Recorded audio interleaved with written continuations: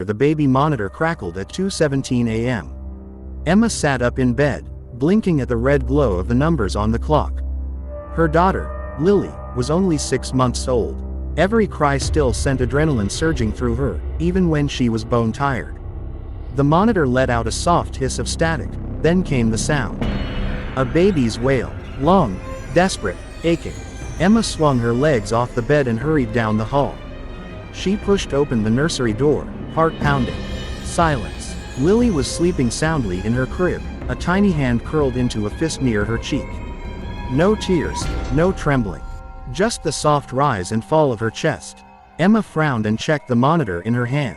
The crying continued. It wasn't an echo. It wasn't feedback. It was live. She looked at Lily, still asleep. She looked at the monitor.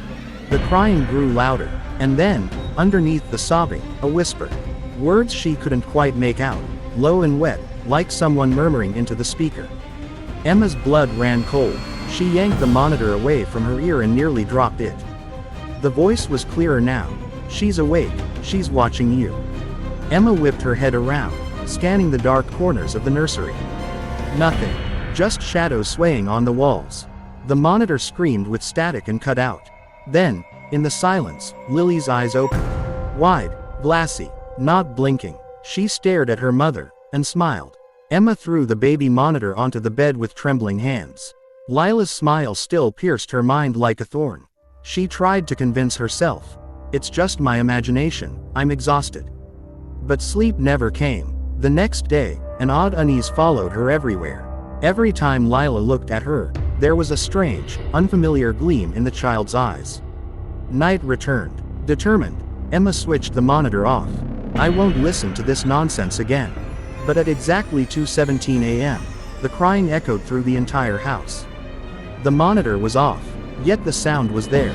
Summoning courage, Emma opened the nursery door. This time, Lila was awake. But she wasn't crying. She simply sat there, staring silently at her mother. A cold draft swept through the room, though the window was shut. Suddenly, the mobile above the crib jingled on its own. Emma's heart sank. She reached to lift her daughter, but the moment she held Lila in her arms, the baby's lips moved. But the voice wasn't Lila's. It was the same whisper she'd heard from the monitor the night before. She is ours, you cannot take her away. Emma's scream died in her throat. After that night, Mark, Emma's husband, never mentioned the incident again. He insisted that he hadn't screamed, that the monitor had just slipped from his hand. But Emma knew, she had heard his scream. And the most terrifying thing was that Lila had changed. She never cried anymore. Not for hunger, not for sleep, not even when she got hurt. She only stared. Wide, unblinking eyes. Often, Emma would wake in the middle of the night to see Lila standing in her crib, clutching the bars tightly, smiling into the darkness. Emma's patience finally broke. She began searching every corner of the house, desperate to find where the sounds were coming from. Nothing. Until one day, in the attic, she discovered an old box. Inside were faded photographs, families who had once lived in this house, and a newspaper clipping. Tragedy. Infant twins found dead in their crib 1978. Emma's hands trembled. The article said that in this very house, a family's twin babies had suddenly died in their sleep. The parents claimed that even after the burial, they could still hear their children crying from within the walls. Tears welled in Emma's eyes. She had just put the clipping back when she heard it again. The faint static, then children's whispers.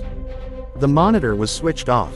The sound was coming directly from the attic's dark rafters. Two tiny, sweet voices spoke together. She's ours now. We've waited so long. Emma froze. She turned around. In the corner of the attic stood two small figures. Yellow. Still, only staring. Emma ran, snatched Lila from her crib. But the baby didn't kick or squirm. Instead, she leaned close to Emma's ear and whispered softly, "Don't run, Mommy, they're already inside me." Emma stumbled back. Lila's voice echoed in her ears. "They're already inside me." She shook Mark awake. "We have to leave this house, now." But Mark called her crazy, insisting it was all in her head. And then, the monitor switched on by itself. Two children's giggles filled the air. Light, cold, and devilish. Mark, furious, grabbed the monitor and smashed it against the wall. But even broken, the sound didn't stop. Instead, the crying and laughter spread across the entire house. The walls trembled, the windows rattled, and from behind the nursery door, 2 tiny shadows appeared. "Give her back to us. She's ours." Emma clutched Lila tightly against her chest. Every instinct screamed at her to run. But in Lila's eyes now shimmered 2 pairs of eyes, 2 trapped souls, smiling. Emma screamed, "If you want someone, then take me. But leave my baby." A chilling silence fell over the room. The shadows froze. And then, from the monitor, a whisper, "We cannot leave her, because she is us now." For a moment, silence drowned the room. Then, from the monitor, came a weak cry. It was Lily's real voice. Fragile, afraid. Emma grabbed the crucifix above the door, the one her mother had given her. "This is my home. This is my child. You don't belong here." The shadows recoiled, twisting on the walls as if burned.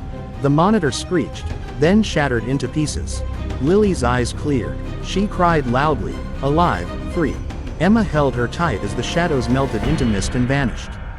They sold the house and never used a monitor again. But sometimes, at 2:17 a.m., Emma swears she still hears the laughter of children far away. Thanks for watching. Subscribe for more stories.